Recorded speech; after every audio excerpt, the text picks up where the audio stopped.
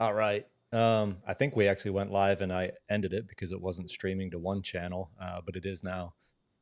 So we're live now. So Ron, happy Friday.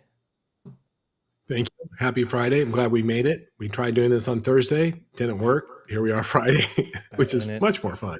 yeah, Fridays are much better. You've got your beer in hand. I do have my beer in hand and my Miami Marlins cup, which congratulations to my nephew in the All Star game this last week. Go Marlins. Yep. Yep. Got my drink in hand, wrapping up the week, although I work through the weekends, but happy Friday, everyone. All right, Ron, let's kick it off. All right, let's go. I'm going to flash a bunch of topics that we're going to cover today, and I want you to give a 5 or so second intro of what it's about. So go. You scared me when you scared me when you said you're going to flash. All right, so this is about this is crazy about Trump trying to fire the head of the Fed, and so we're going to talk about that and the implications. Okay. Next. This is really important, which I don't know if all loan officers are following the just massive battle that is going on through real estate with NAR versus Compass and Compass versus Zillow. It all has to do with private listings and CCP. We'll talk about that. Yep. Next. Yeah, but these are two different topics. This is you versus AI, which is really how do you improve yourself by collaborating with AI? And then this next thing is you to the power of AI. And both of those are pretty interesting. Superman, we're going to talk about the Superman movie, all the hoopla, and give our opinions of it. Dave, you don't know this, but I have an article in Inman up in front of me that says, as it turns out, Superman has always been a real estate movie. So I'll bring that into the conversation. I didn't see that. Yep. Next. This is for fun, guys. Uno has a totally swagged out adult, suite at the Palms in Las Vegas. It'll be fun to talk about, Dave. Prime Day just passed. Did you guys participate? 4 days, 4 crazy days. It was the biggest Prime Day ever. We'll talk about that. This is going to be a lot of fun. The richest person in every state, and you're going to be surprised who has not the poorest, but the least rich person. Yep. And a couple other minor ones, but those are some of the visuals.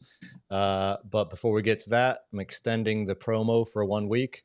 15% all of our gear. You can see I'm wearing one right now. I think it's called the shop tee or something like that, made to look like a mechanic type looking t-shirt. So 15% off for 1 more week. And also, you're interested in subscribing to Little Nessie for creating your social media brand, your online brand, and content. Five pieces of content every week, including one weekly overview video that's customized to you. So let's get to it. Ron, let's kick it off with, let me share this one. I don't have the image of that one. Let me just go back to this and let's talk about, where's my cursor? I'm trying to hit the Trump versus Powell one. So let's start there. Okay, let's go to the Trump versus Powell. So, we're all following this where Trump is threatening to fire Powell. And whatever your politics are, and we're not political. We don't want to be political here. The question is, what will be the fallout if he were to fire Powell? And would he get what he wants? Would he get lower interest rates? And here's probably the reality. The reality is the Fed can only control the short end of the curve. And that means the overnight cost of funds and maybe a 6-month treasury. But as it gets to the longer end of the curve, 10-year treasury, 20-year, 30-year treasury, and by extension, for us, 30-year mortgage-backed securities, the Fed really can't control that. Now, they do have some tools at hand, but they really can't control that. And you can understand this in that when the Fed cut interest rates, I think prematurely by 100 basis points, last year in the fourth quarter of last year, the 10-year treasury went up 100 basis points. So the Fed cut short-term rates and long-term rates went up. And we go, why in the heck is that? Well, because they need a buyer. Who sets the yield is the buyer, right? Because if the Fed says, "Hey, I'm going to offer rates at 5%," and nobody shows up, they still got to sell that debt. So they go, nope, just kidding. I'm going to sell it at 5.25%. Nobody shows up. Oh, just kidding. I'm going to sell at 5.5%. So it really doesn't matter what the short term rate is. And the fear here is if they take away the Fed's independence by firing Powell, right? If they take that away, then you're going to jeopardize the U.S. government's being the currency, the world currency. You're going to jeopardize the strength of the dollar. You're going to jeopardize the credit of the United States by interfering with the Fed that will no longer be an independent agency. And you're really going to get some squeamishness, and you're going to probably get a sell off on bonds, and you have a massive drop in the stock market. Now, the question is it long term or short term? That's going to be a short term shock. My own thought, if they fired Powell, Chairman Powell tomorrow, you would see maybe interest rates shift 100 to 200 basis points in less than a week. That's in the short term. The longer term, though, is that if they were able to lower the overnight cost of funds, that's going to be extremely inflationary in an inflationary environment, right? Inflation is starting to seep back up. You start to make money cheaper. You put more money into the system. It's going to be, too much money chasing too few of goods. It's just going to be inflationary. That inflation is going to cause the rates to continue to go up in the long term. So it'd be, to me, negative in both the long term and the short term. But keep paying attention to it. One thing, don't be surprised. When Trump rattles his sword this way, and that's his negotiating tactic, it really disrupts the market. But in my opinion, let Powell be there for another year. Now he's probably going to put a shadow, a chairman in place, and the shadow chairman doesn't have any authority. But what the shadow chairman is going to do is going to go, when I'm in charge, I'm going to cut rates. When I'm in charge, I'm going to cut rates, and the market will start listening to the shadow chairman and not Powell over time. Now the fact is, the other governors probably wouldn't vote to cut rates. So because the chairman only has one vote, right? It doesn't. Now normally the governors line up with the chairman. But just if you put a dovish chairman in there, it doesn't mean you get what you want. And I think just let it play out. I think the Fed did a really poor job in fueling inflation. I also think they shouldn't have cut rates the way they did last year. And I know now that Barry, who I saw recently at the mortgage mastermind summit, he did this great hour and a half presentation of how the Fed's totally screwing up and interest rates are 7/8 too high, and he had a really cogent argument. I disagree. I think there's a lot of inflation still. We need to squeeze out, but we'll see. But this is a big deal. What's the legality around Trump being able to replace him? By law, he is not, correct?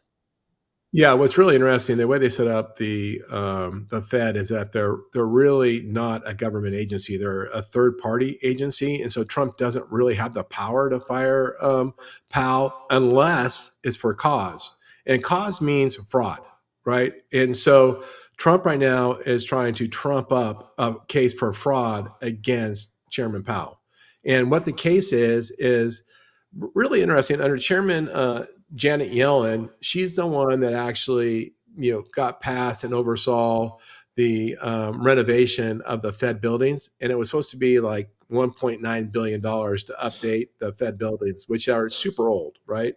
How many are $1.9 there? billion. I think it's three. I think it's Okay. three buildings total that they're redoing, high rises in Washington. And so Powell is now overseeing the completion of Janet Yellen's vision. And in the 15 years it takes, it's running over budget by about $500 million. And so, what Trump is trying to say is, look, that's malfeasance by, Powell's part, and he's misled Congress and not, owning up to the fact of having the overruns. And not only having the overruns, but they're putting, gold faucets in the bathrooms, which is completely irresponsible, which is kind of ironic from Mr. Gold, Donald Trump saying that. Like actual But gold, not just gold colored, but yeah, they're trying to say there's all this ornate stuff that yeah. wasn't approved, and that he's just gone totally rogue because he's trying to build the case for a cause, and that's the thing he's really been socializing is, look, I can't fire Powell and the markets go bananas, but if I can try to build a case that he's created this fraud and this malfeasance, maybe the markets will accept it. That would have to be proven in court because Powell would take him to court, and it's questionable whether the court, even a favorable court for Trump, would support that. And it would cause all sorts of problems in the market. What happens? What happens if Powell refuses to step down? The courts don't rule immediately. We're just in total limbo. What happens? Does anyone have the power to remove Powell or whoever's in that position. Just the president for cause. That's it. So no one, if there's no one else can do Yeah. it other than the president, and only if there's fraud suspected. Yeah.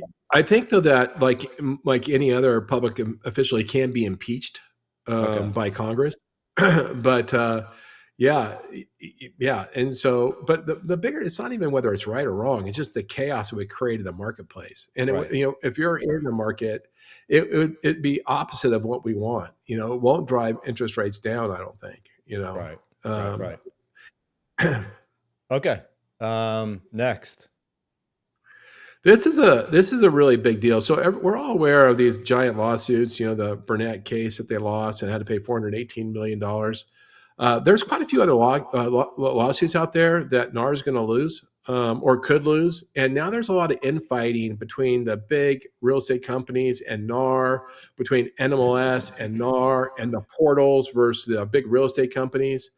And so the latest really big battle is over Clear Cooperation, and called CCP. And Clear Cooperation says, look, a realtor, a member of NAR, must put their property on the NMLS, I mean on the MLS, within 24 hours of marketing it.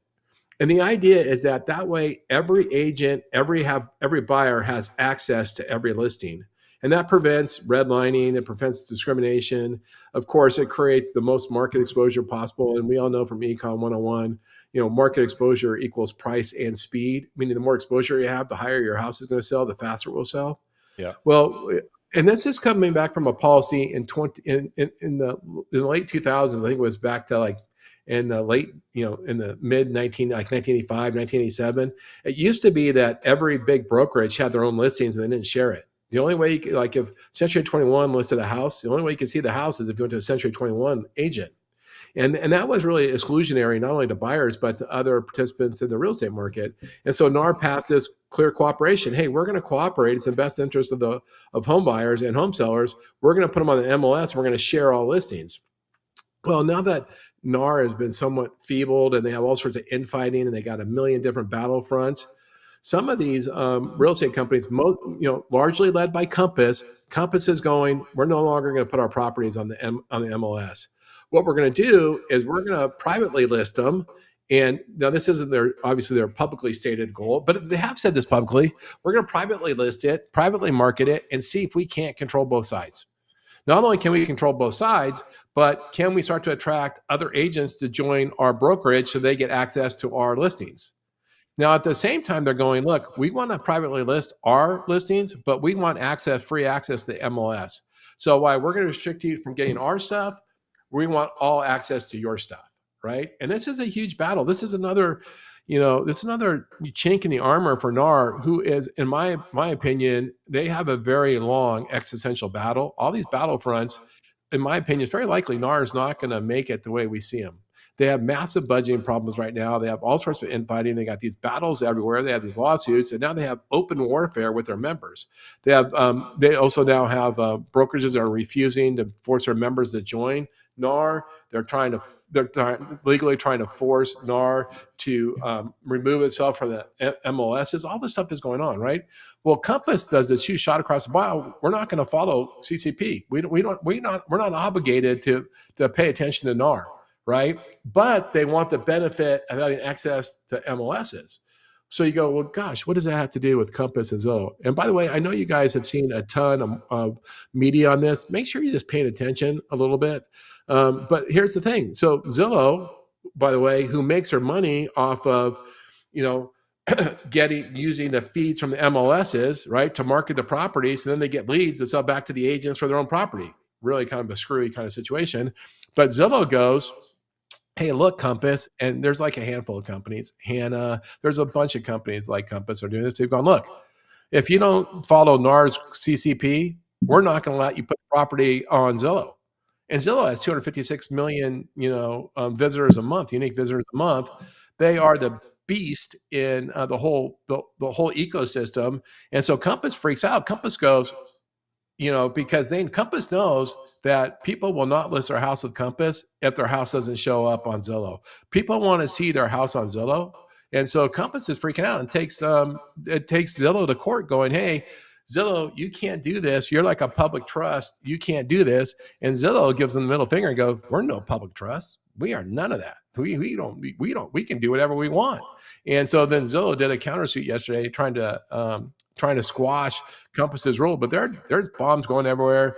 And you have EXP in the fight on Zillow's side and NAR's side, and Dwight Dwiggins, who's been phenomenal in this. And Dwiggins had a great article. He goes, and it was it was Kleiman at Housewire that wrote the article. Are we approaching Armageddon?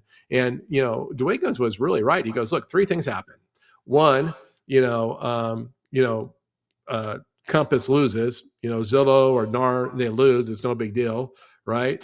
Two, Compass is able to do what they want, and the home sellers and home buyers are harmed, in which case you're going to have class action lawsuit and be driven to bankruptcy, which is his argument, very likely. Or three, Zillow gets pissed off, and because they're the giant, they at any time can take listings from anybody, right?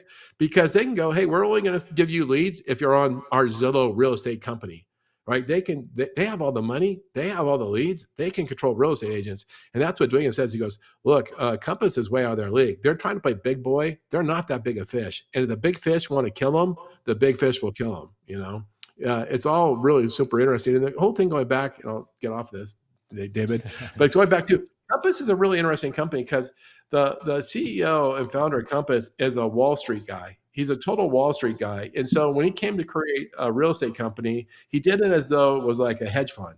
And he came in with a ton of money, and he goes, I'm just going to go buy production.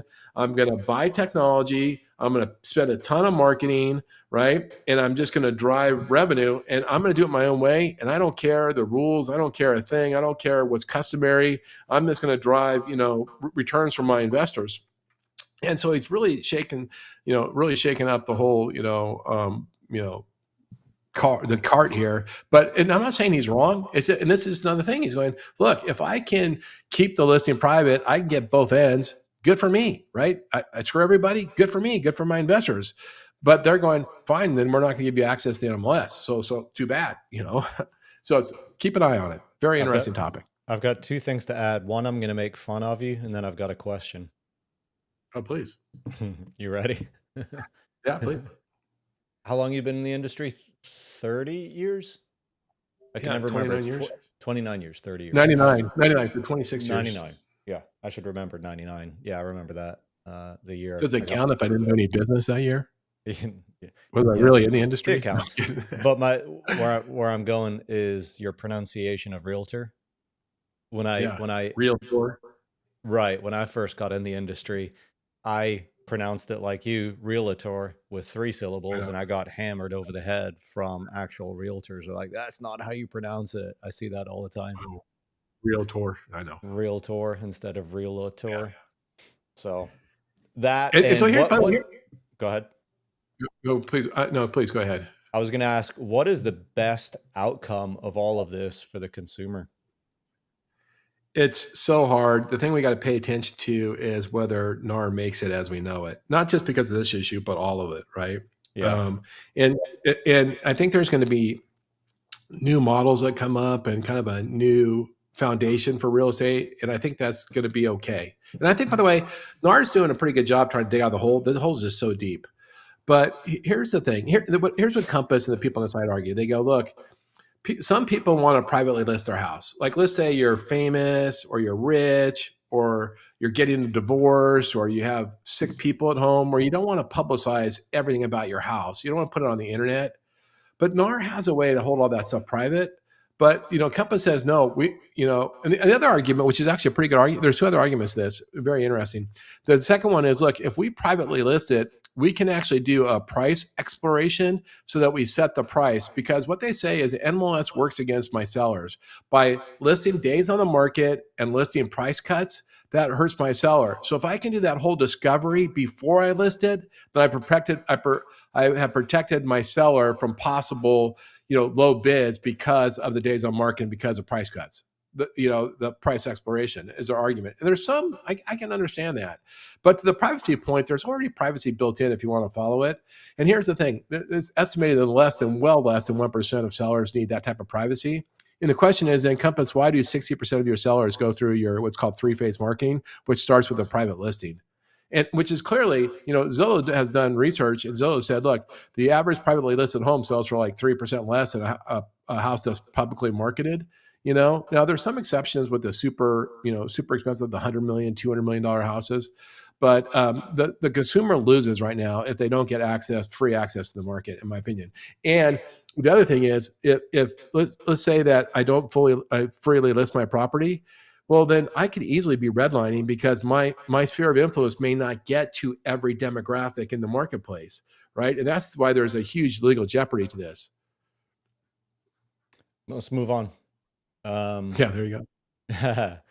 You versus AI. You to the power of AI. Lead the way. Yeah, and so there's two things here: you versus AI, and that really starts out. Does AI make you dumber? And we've seen a lot of press on this. Does AI make you dumber? And the fear is, look, we've stopped thinking because we use AI tools. And when we say AI, if you're a loan officer, you know what I want you to envision? I want you to think about your HP 12C. HP 12C is a computer, and before that, we had to do calculations by hand. We had to do principal and interest calculations by hand. Matter of fact, it was on our original test. We had to do those calculations. But then the HP 12C came along, and it was fast and 100% accurate. Did it make me dumber? I don't know. I mean, am I dumber because I don't do principal and interest payments by hand? Maybe I'm not as proficient as that anymore, but I don't feel dumber. But the same thing is with AI. Does it make us dumber? And then, Dave, you put up that graph right there, and here's the other side of the argument. They had a recent study. They did a recent study. I think it was on 4,300 users that had just written a paper. It was for school. Had written a paper for school, an essay, and they had done it collaborating with AI tool like ChatGPT. And 83% of them couldn't remember pertinent facts of their paper minutes after it was completed. And so these people that use ChatGPT to help write the essay, just after completing it, they didn't know what was in it. And so the question is, are we dumber then because we use these AI models? Which is a fair question, right? But that's interesting enough. And then going back to that chart, the A to the power or U to the power of AI, it's not about AI replacing your intelligence. And one thing is, AI can't learn for you. AI can't inject the knowledge you need. AI can't give you wisdom. AI can help you learn. AI can be a tool. And the whole thing is if what you want to do is exponentially become better by using AI, not by AI replacing you. And so that's why I really like this. And this U to the power of AI came. The founder of HubSpot did a TED talk, I think like last week, in Boston, and he talked to U to the power of AI, how to collaborate AI to make you brighter, to make you better. Now, if you like shortcuts, and you're lazy and you're simply putting stuff into your AI tool and not paying attention, well, your brain may be decaying. But if you're using it, yeah. I think this kind of goes back to my point that I'm not sure how much just even 1 week later, the point that I was trying to make, how much I believe in what I was saying. But I think this kind of points to what I said last week, where, if you're using AI to do something that's completely outside of your skill set or knowledge base and expecting that, my example, I'm in marketing, branding, and I see other people using AI to replace hiring someone or, replacing hiring a marketing professional, then it's going to make them dumber. I don't know how much I believe in that. I don't know.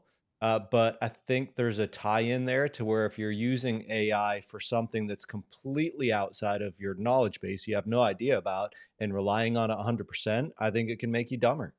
And I think that's why go ahead.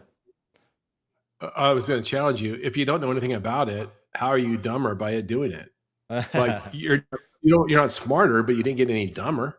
Well, maybe not dumber in that topic alone, but the fact that you're using it, whatever it might be for, our examples last week was marketing, or I said if you're using it to be your doctor, and solely be your doctor, which I know you and I kind of like to have a devil's advocate opinion just for the sake of it, but I probably believe in you more than me. But if you're using it solely to be your doctor and never go see a physician or something like that, then relying on that makes you dumber. It doesn't, you know. Yeah.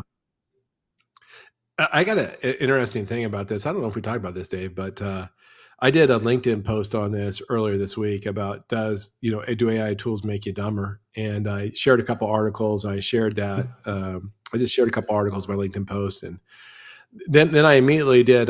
So I got done with that. And by the way, on my LinkedIn post, I collaborate with a bunch of AI tools. I use Perplexity for research, and I use ChatGPT to proofread my stuff. And sometimes I'll use Whoosy to conceptualize on a whiteboard kind of thing. And and so I've spent literally hundreds, if not thousands, of hours with my AI tools, and they know me really well. And so uh, I was using ChatGPT that, I put in all the articles and everything. We crafted my original LinkedIn post and stuff. And then I posted it and then I go, I wonder if AI is making me dumber. And so then I did I don't know if I sent this to you, David, but then I did so I did a prompt in AI and I said, and chat, I go, hey, ChatGPT, you and I work together on a lot of stuff. You help me a lot. We ideate a ton. We just did this post on, does AI make you dumber? Are you doing my thinking for me? Is my prompt. I go, please be brutally honest. Don't give me an answer I want. Don't sugarcoat it. I really want to know the truth from your, analysis. Am I using you as a crutch and are you doing my thinking for me? And it gave me a very long answer that I was super scared about, which I posted. I posted on my LinkedIn. At least I abbreviated the answer in my LinkedIn, and it was fascinating. The answer, and it goes, essentially was no, and here's why. Here's the things. Here's how you interact with me. Here's how you direct me. You challenge me. You don't accept my results. We work through things. We collaborate. Give me this. Here's how you're thinking your way. Things that I kind of come up with. Like I was like, "Ooh, thank you." But it was very interesting.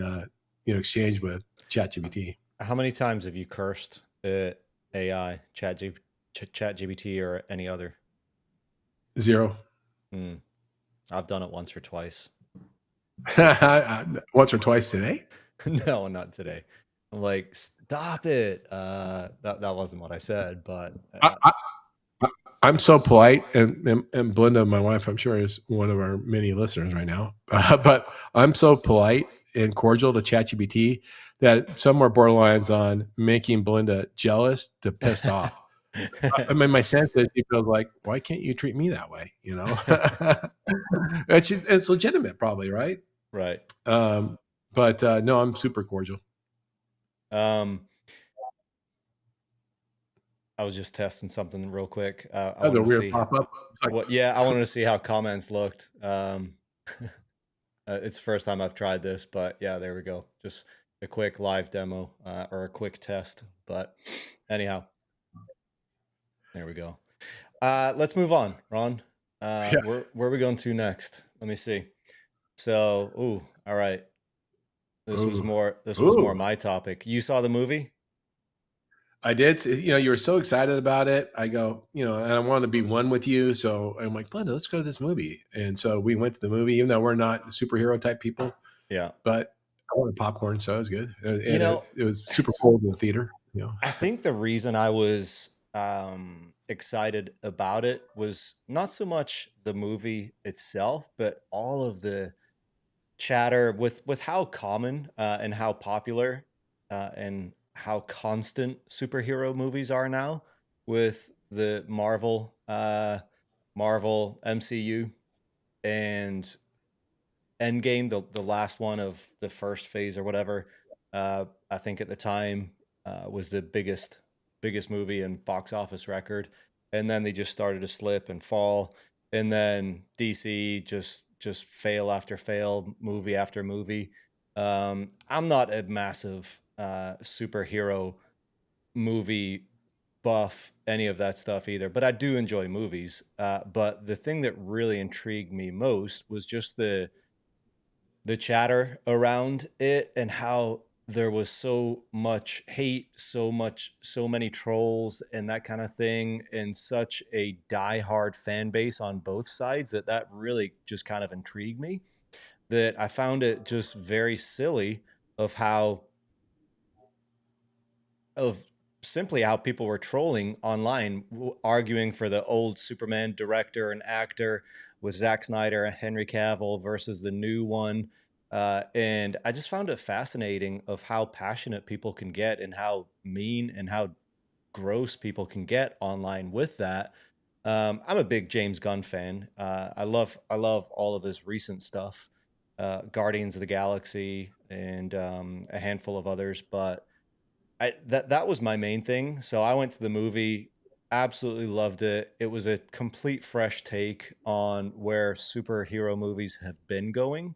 And I posted on social media after seeing the movie that Marvel is dead to me, just because it's become so cliche and so overdone, and the writing just became worse and worse and worse. That for that reason, I was excited to go see it. Not that I'm a massive crazy Superman fan or anything like that. But it's just it struck me at how much chatter that that can be created online over something so trivial like a comic book movie. You know, that's where I was at. So Yeah, David, that's not my flavor of movie, and really just wanted to see it so that we could talk about it. And because the movie theater is about 72 degrees, it was 118 outside, so it was a little refuge. But it was a fine movie. The thing I was surprised about, unbeknownst to me, subsequently I was reading articles about it, and man, I was surprised how mad people were. And I don't understand how the movie is woke. Like, can you explain that to me? I didn't see anything. And by the way, I'm a woke warrior. I'm totally against woke, but I didn't see anything woke in this movie. I I I can see how maybe people draw parallels to current day, but it struck me that this project, the Superman project, started 3 years ago, you know? And I think a lot of people are tying it to Israel and the conflict with all of the different countries, Iran and Gaza and all of that stuff. They're tying it to that. I didn't sure could you maybe draw a parallel. I think it's reaching, and I'm same as you. I've never use the term woke warrior, but in spirit, yeah, I'm kind of the same. But I didn't see it; it didn't bother me at all, not one bit. And when did Superman get a super dog that was completely misbehaved? Like, where did that come from? I He was must in have the missed a few. yeah. So the dog Crypto was. I never knew this either. I'm not a massive superhero fan, but evidently the dog Crypto was in some of the comics, a lot of the comics. Oh, see, were you a comic book guy? Nah. Yeah, I wasn't either. But Comic books when I was in my like 10 years old, but I lived in the UK at the time. So comic books, not superhero comics, but comic books that were popular over in England and Scotland. yeah, I mean, the Marvel comic books were always way too complicated for me. I was more like peanuts. Right, right, right. But I mentioned that Emin just came out of the article earlier today, like when we got on, and it says, as I said, it turns out Superman has always been a real estate movie. Because I didn't know this. Maybe you'll recognize this, Dave. But apparently, repeatedly throughout the different series and movies, Lex Luthor is a real estate developer. And so his whole villainess is about getting real estate to go, lie, seat, and chill against people. And it goes in the article, it goes, in this movie, here's what he said. They're not making more of it. And even like the movie like we just watched, right? He's going to get half a country to develop, right? It's about real estate. Who knew? How interesting. I think that's a bit of a reach too. Sure. Is that what Lex Luthor does? Sure. I don't think I ever really paid attention that much to distinguish that fact, but yeah, I think that's a bit of a reach too. I know. He's just trying to unfairly go develop land. I'll tell you, a total side note.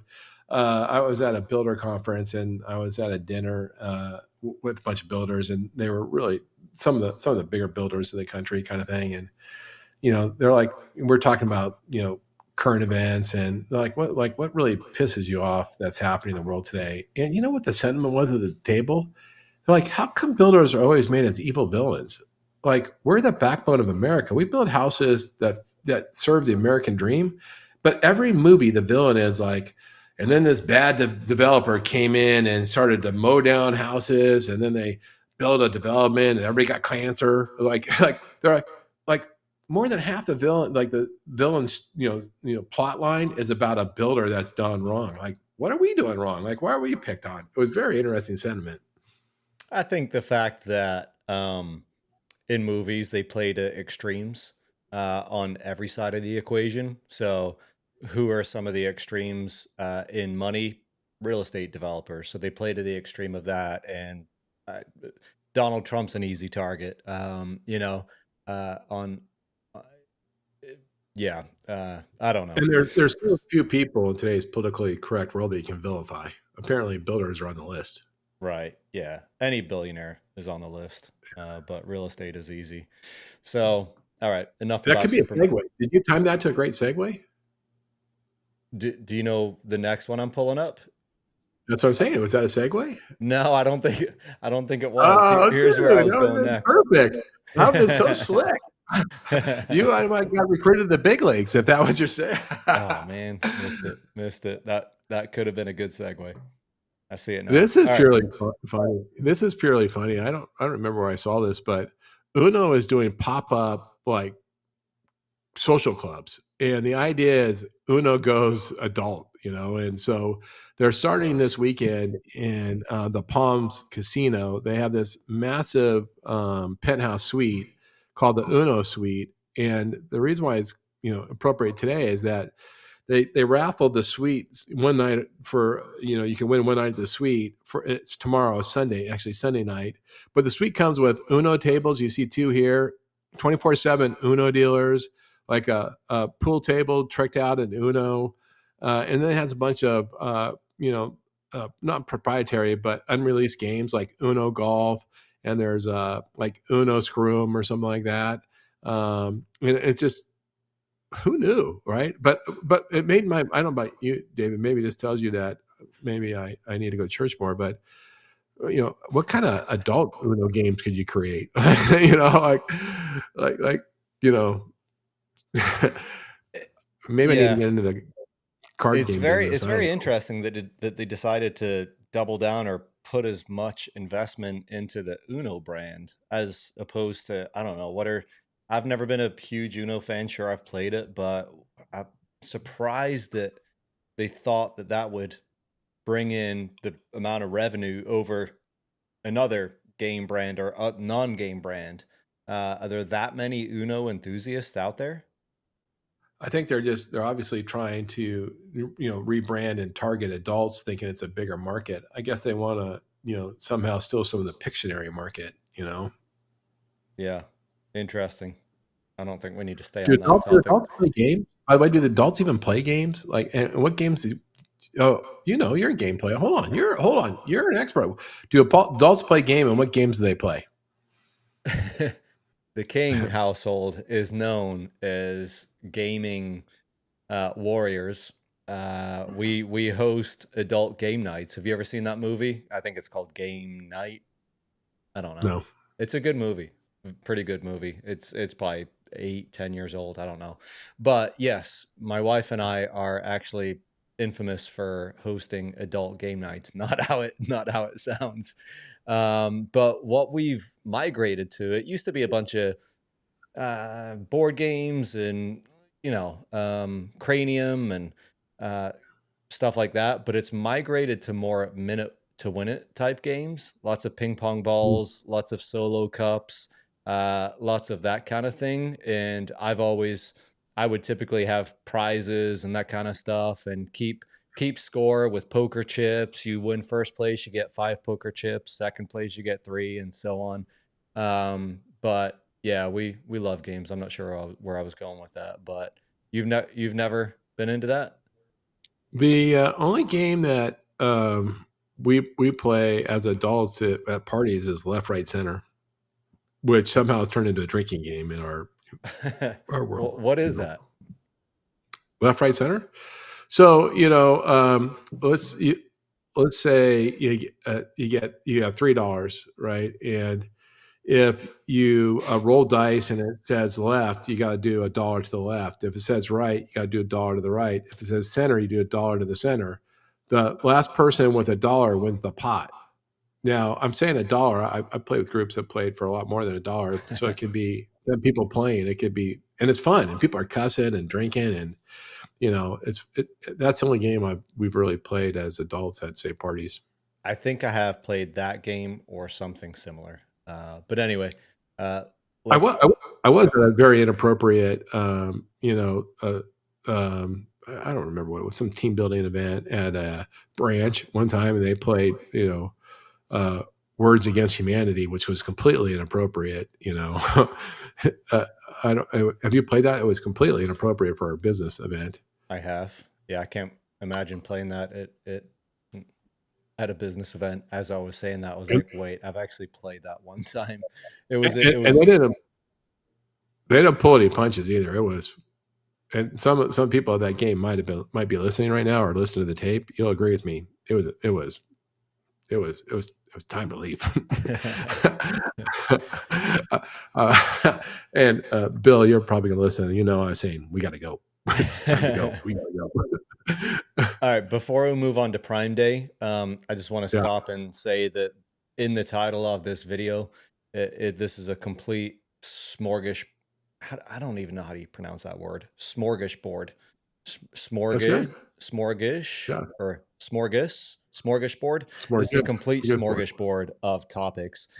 Ron and I have been realtor. realtor. Ron and I have been in the marketing, sorry, in the mortgage and the housing industry for quite a while. Me for 15 years, Ron for 30, and typically we're going to come at you with uh, that type of news where it's helpful, and especially with AI, because Ron and I are investing heavily into AI right now with new products that we're working on.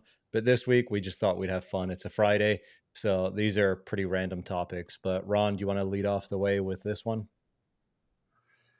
Yeah, Prime Day. It used to be so fun. It was one big day, and like you actually even made sure you pay attention. But this last year was 4 days, and they had to compete with Walmart that did 6 days apparently, and now every kind of retail vendor tries to compete. And my question to you was, Dave, is it still has the same magic? Is it still impactful? Did you buy stuff? Did you like go, oh, I gotta get up early? Like you used to be, I gotta get up early and see what the special is right now. Did you do that, or how's it impact you? I've tuned out to it because it seems like every 2 months, every 3 months, if it's not Amazon, it's someone else. They have their own version of Prime Day. I've been outfitting my house with smart lights throughout the house, even canned ceiling lights and everything. One of my favorite smart light brands is Govee products, and they have, excuse me, they have a sale every 2 months. And I'm outfitting my entire house. And so it's not going to be cheap, from can lights to strip lights to ambient lights and everything.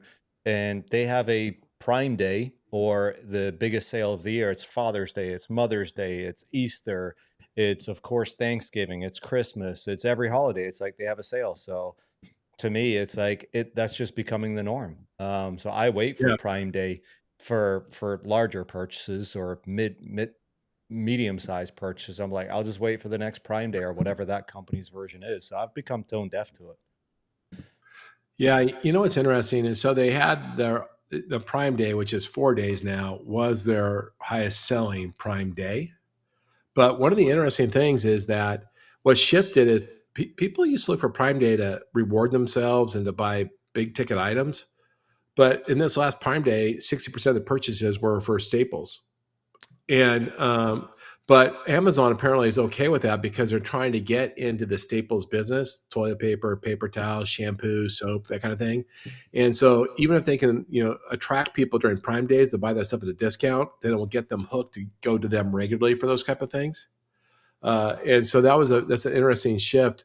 Although I did see that I think that appliance sales had nearly doubled this Prime Day over previous time Prime Days. And how about you? Have you bought an appliance on Amazon, like a refrigerator or something? That seems. I haven't bought an appliance in years. Um, we need to. My dishwasher needs to be replaced, so that's not a bad idea. I didn't think about that. On Prime days? Do they have major discounts on stuff like that on major appliances? Yeah. That's a good idea because yeah, mine has a slow leak. I had to buy a water sensor because it's just such a minimum leak that I'm like, do I need to replace it or just put a towel under it?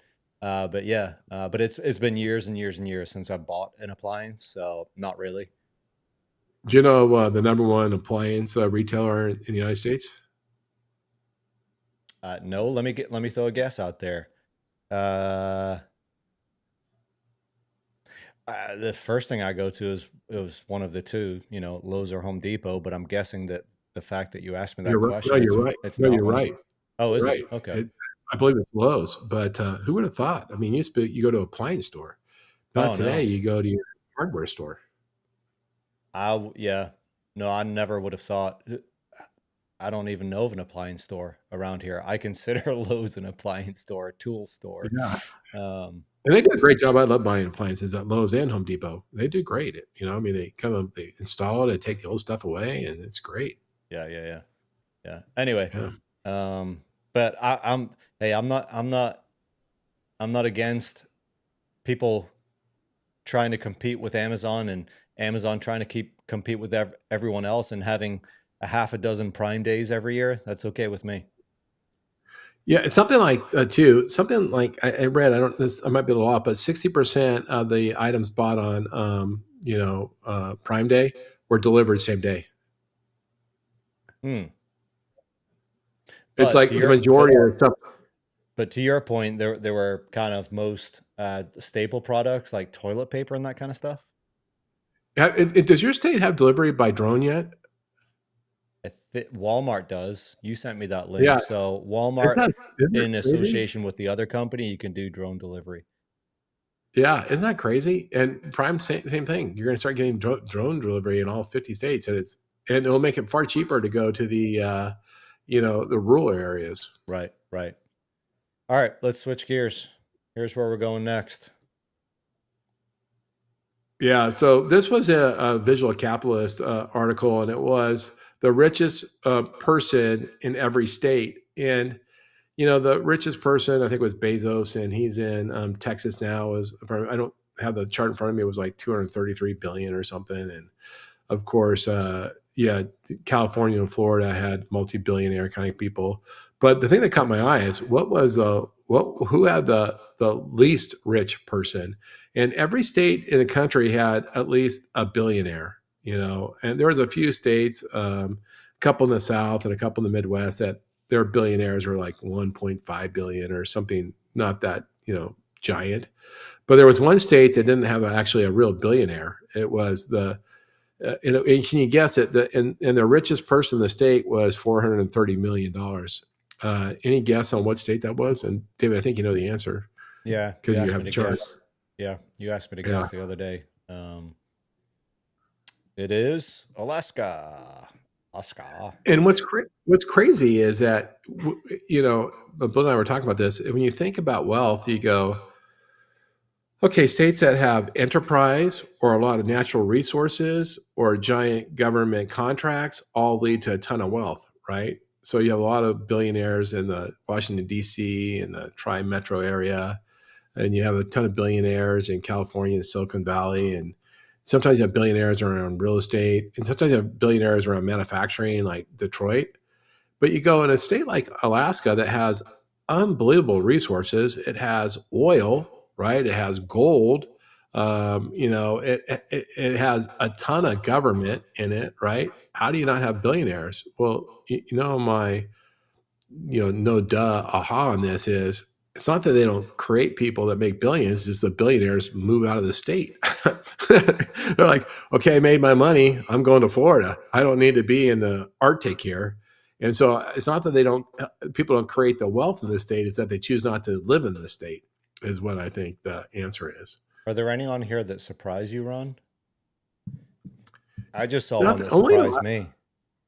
Alaska surprised me, was the only one that surprised me, really. How about you? One that just you sent this to me the other day, and I didn't go through each and every one, but one that I just noticed was Truett Cathy in Georgia, Hmm. which obviously Chick-fil-A being as huge as it is, that's actually a little bit surprising. Almost 11 billion Truett Cathy in Georgia. Yeah, yeah, yeah. I'm There's assuming that's a who lot it of. is. It says Kathy. I'm assuming it's Truett Cathy. It is. It is.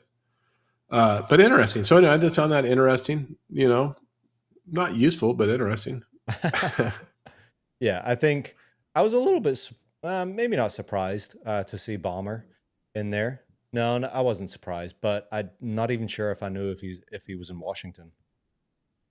Yeah, yeah, yeah. Well, yeah, exactly. I'm with you, and I don't necessarily know all these people. I mean, kind of know them, but I'm just surprised Alaska doesn't have more rich people. I didn't know Warren Buffett was Nebraska. Yeah, of course. Anyway, Yeah, 100%. here's an interesting one, Ron. You want to tee this The up? Oracle of Omaha. I don't know. Tee this one up, Ron. This is super interesting. This is another visual capitalist infographic, and what it's comparing is the most common job at every state in 1998 versus 2024. And here's what makes it interesting: is in 1998, the most common job in 39 states was retail salesperson, and you can see that's all that orange on the left-hand column, right? But in 2024, only a handful of states was the most common Whoops. job, retail salesperson. And what the most common job is instead, the number one for was in at least 13 states is fast food worker. So we've gone from an economy of having retail salespeople to an economy having fast food workers. And is that progress over the last 26 years? I mean, I found this to be surprising and depressing. Now you're starting to see some ops managers slide in, and healthcare is big in California, New York. It was three states was number one healthcare provider. But what we're really seeing is that the most popular jobs aren't jobs that we want for the most part. And the thing that I link back to AI, hopefully AI will help elevate humanity where a lot of these rote type of jobs that will replaced by machines or by computers so that we can all elevate into having better jobs, and more fulfilling jobs than fast food worker. How did it strike you, Dave? What do you feel from this? Well, before that, I've got one question. How do they now define fast food worker? Because traditionally you think drive-throughs, McDonald's, Wendy's, Chick-fil-A, whatever. But I think maybe that definition has changed over time because most restaurants offer DoorDash. So are now all restaurants considered fast food? Yeah, I don't think so. I think they used a more traditional definition of fast food. I didn't read it specifically, but I mean, it wasn't covered specifically, but my sense in reading the article, it was fast food, and it didn't include delivery drivers. It didn't include fast casual. It was fast food. In 1998, Ron, what was your job? Yep. 19. Well, I Because you got was into the business 99. in 99, and I had my own company in 98. Okay. So Yeah, I had a I retail was in company. Yeah. I was in college in 1998, but the year after 1999, I would fall into the typical job. I was a retail. I wouldn't call myself a retail salesperson. Yeah, I guess I was in retail. I'll say that. Yeah, I was in retail. I was in retail, yeah. So yeah, it's changed. And you know what? Part of the reason why people aren't in retail is because Amazon and all these other online places, right? You don't. There's a couple things here. First, look how big Amazon is and other online retailers. So now you don't need salespeople. They just need software. The other thing is, even with retail outlets, let's this. I don't know if it's included, but let's call a grocery store a retail outlet. Well, today, I have to check myself out. I got to bag my own groceries. There's not nearly as many checkers at a grocery store. I go to Costco, I check myself out. Right? I mean, so that's just not a position that's really needed anymore. Right. What positions did if you compared it, what was it, 1998 to 8. 2024. So that is 26 years difference. So if we compare, if the chart 26 years from now, 2025 to 2052 or 2051, whatever my math is, how, it'd be interesting to see, or people to predict, what those jobs would be in 26 years from now.